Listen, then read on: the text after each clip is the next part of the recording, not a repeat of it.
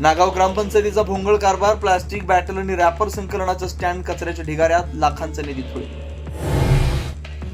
गोकुळ शिरगाव येथील KIT कॉलेजमध्ये विद्यार्थिनीचा विनयभंग, गोकुळ शिरगाव पोलीस ठाण्यात गुन्हा दाखल.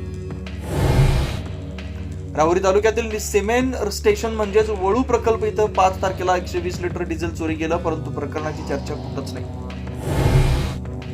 भारत आणि न्यूझीलंडमध्ये आज T20 वर्ल्ड कपची फायनल. मायदेशात खेळणाऱ्या भारताचं पारडं जड, पण न्यूझीलंडची टीम तगडी. वर्ल्ड कपमध्ये न्यूझीलंडकडून भारताचा आतापर्यंत 3 वेळा पराभव. टीम इंडियाच्या विजयासाठी देशभरात प्रार्थना, मंदिरांमध्ये होम हवन आणि पूजा अर्चा. अहमदाबादमध्ये सामना पाहण्यासाठी चाहत्यांची गर्दी. इस्रायलचा इराणची राजधानी तेहरानमधल्या तेल विहिरीवर हल्ला, भयंकर आग भडकली.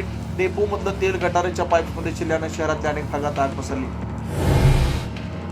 9व्या दिवशी इराण युद्धात हल्ले आणि प्रतिहल्ले सुरू. तेहरानमध्ये बॉम्ब वर्षाव, कित्येक शहरातल्या तेल डेपोना लक्ष बनवलं.